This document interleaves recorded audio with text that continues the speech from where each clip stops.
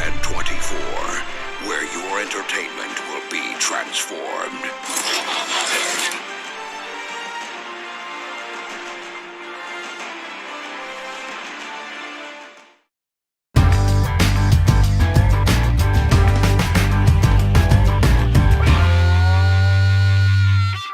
Bah weep grog now weep nitty bong, my fellow addicts. This is TFA 1024, the Transformers Addict, coming at you with yet another TFA review.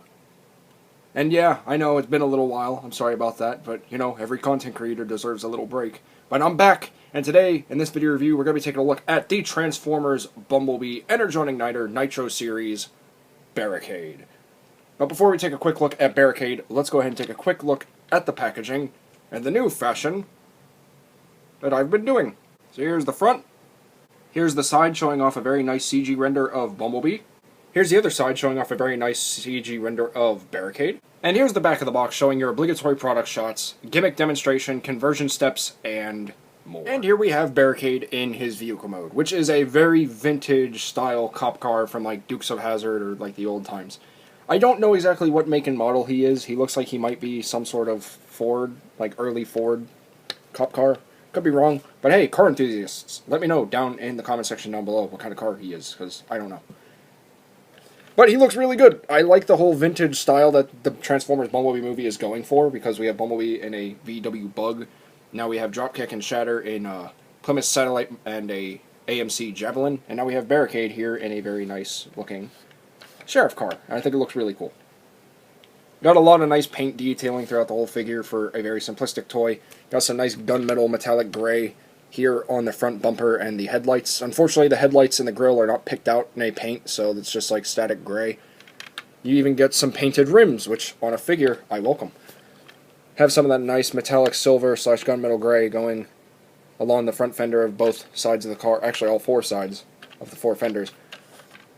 Nothing along the back, no painted taillights, unfortunately, but hey, it's Hasbro. What do you expect? Not that I'm bashing on Hasbro, it's kind of typical. You got the light bar picked out in a nice red and blue with the white section right here for the center. And you have a beautiful tamper-graphed Decepticon insignia right there on the very front of the hood, which I think makes him look very nice. Now, of course, he can move about because he has functioning wheels, so hooray for functioning wheels on cars and things. And, yeah, I mean, that's pretty much it for his vehicle mode, except for one other thing. Because this is a gimmick line, Energon Igniters have this very unique idea where they give you this. And if those of you who have seen my Shadow review, you will know that this is a Energon Igniter. And basically what this is a pullback gimmick feature where you stick it on the hood of the car for Barricade, and he takes off, he rolls. But unfortunately, on Barricades, he got the short end of the stick, because if you can hear that, it does not roll as freely as Shatters. So that's kind of disappointing. I don't know why. It seems like it might be some sort of, you know, gear malfunction inside, but it doesn't roll as freely. What basically what you're supposed to do is you're supposed to pop the hood open from underneath, and it's going to reveal two double-barreled guns of some kind. And then what you're supposed to do is take this, and here's a nice little section right here where the peg is going to feed into, and you're just going to put it in until you hear a nice click, and then you push this down and he takes off. I honestly kind of like this. Again, I'm a sucker for pullback gimmicks. I always was as a kid, so being a grown man, still kind of having that childlike innocence, it's childlike wonder and innocence, this is fun for me. Plus, I just like the whole Stealth Force gimmick kind of coming back in a very different way. But yeah, it does not work as well as it should. I don't know why. On Shatter, it works fine, but on Barricade here, it does not work. And that's disappointing. And again, you can even keep him like this, as I said, for Stealth Force. It could be making a comeback. So now he has like two quad-barreled guns popping out of his hood and shooting Bumblebee and maybe even Optimus if he makes a cameo. If Barricade's even in the movie. So, there you go. There is that. But hey, I mentioned Shatter, so that would be a nice segue for some size comparisons. So, Here we have Barricade next to the Energon Igniter Power Series Shatter. And once again, I have to thank Ashiaka from TFW 2005 for hooking me up with her early. Again, really do appreciate it. And you can see, obviously, Barricade is immensely bigger because apparently the way they're going about it is the Nitro series are going to be bigger than the Power series, and I think the Speed series are going to be the little Legion class dudes. Or the $10 ones that are like with Bumblebee, Optimus, and the Chimera Bumblebee. I could be wrong about that, I don't know. I'm not really paying attention to this line all too well. So there is that. And I think this is a comparison a lot of people want to see. Here he is with the Transformers Studio Series number 18, Transformers Bumblebee, VW Bumblebee. And I'm not necessarily sure this is entirely accurate. I kind of like the fact that he's such a tiny little bug compared to a giant cop car, which is pretty cool, kind of funny. And I could see it kind of work, but realistically, I don't think it will. Ancient rivals since the 80s. Pretty cool. So there is that. So with all that out of the way, let's go ahead and get Barricade, by the power of stop motion, from looking like this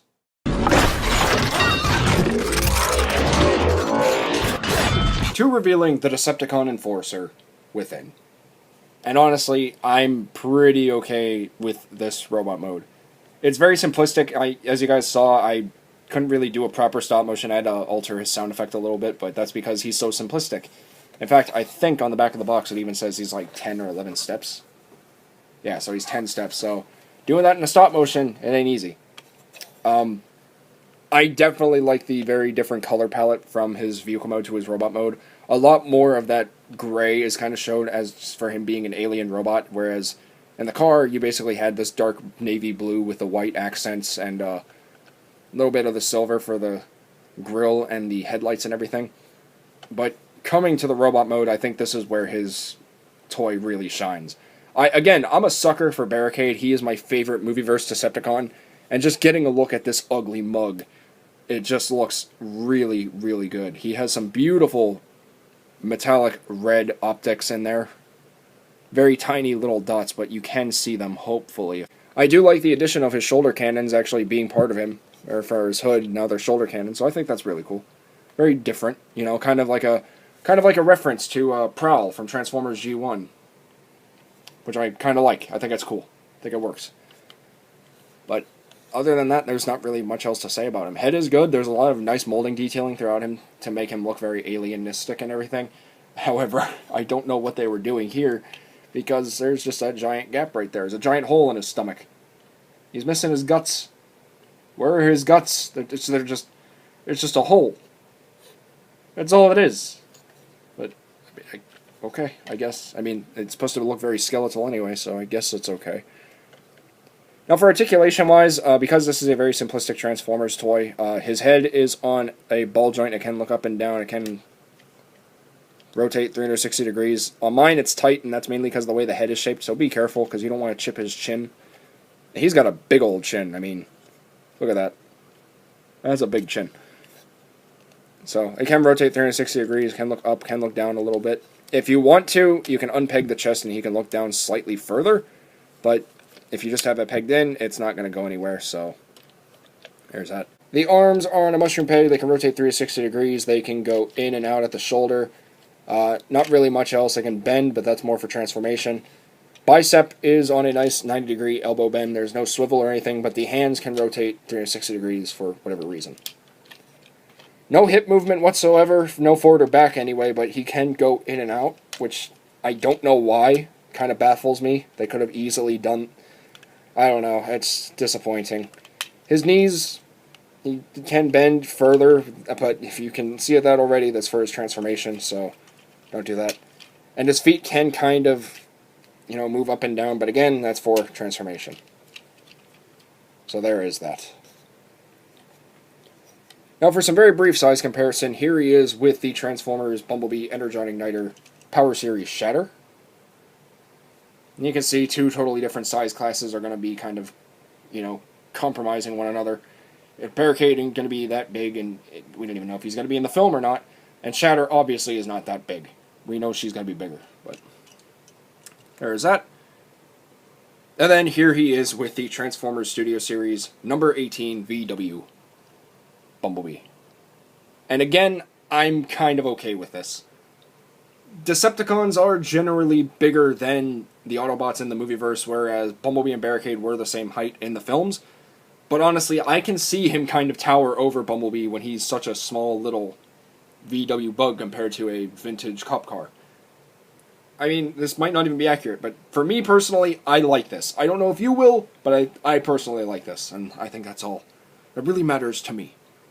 If it ain't your cup of tea, it ain't your cup of tea. But there is that. So my overall thoughts on Energon Igniter Barricade is he's an okay toy for a person of my age, but I feel like someone of a younger age could get a lot more enjoyment out of him than myself. I will admit, I absolutely love the vintage aesthetic, once again, of the vehicle mode. I love the fact that he's one of those old-timey cop cars, and the robot mode works really well with this design. I would have loved to see it in a Studio Series-like line, but if not, oh well, I think this is as close as they'll get to it. The transformation is a lot of fun. It feels so satisfying to actually transform a figure in less than a few minutes. And while the articulation isn't exactly the best, it's still remarkable for a very simplistic toy for kids. The molding and the painting on the figure is really well done. Granted, a little lazy because of the, gunmetal manufactured gray plastic here. I do understand, as to why, because this is made for kids and they don't really care about that kind of thing. But for us collectors, it does mean a little bit more than what other people anticipate.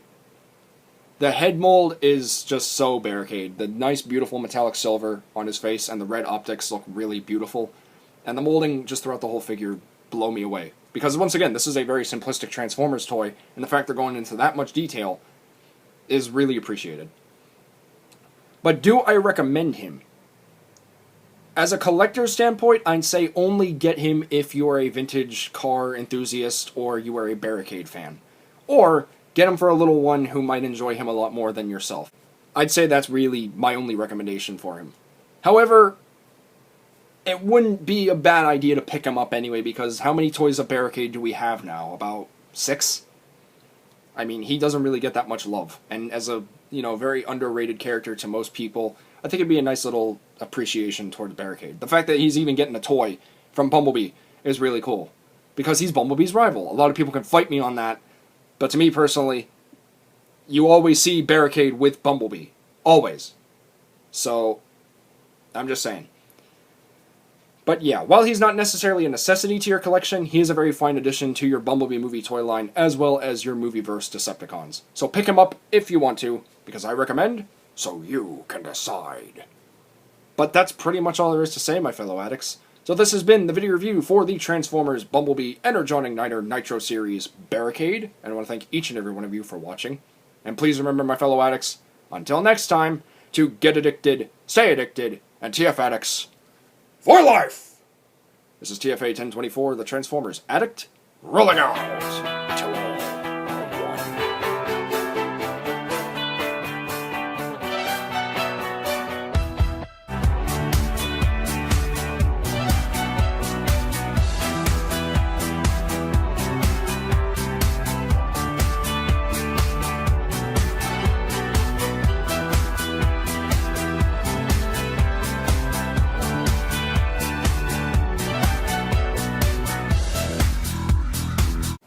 Pretty sure I went over your partner a couple weeks ago. See you next time!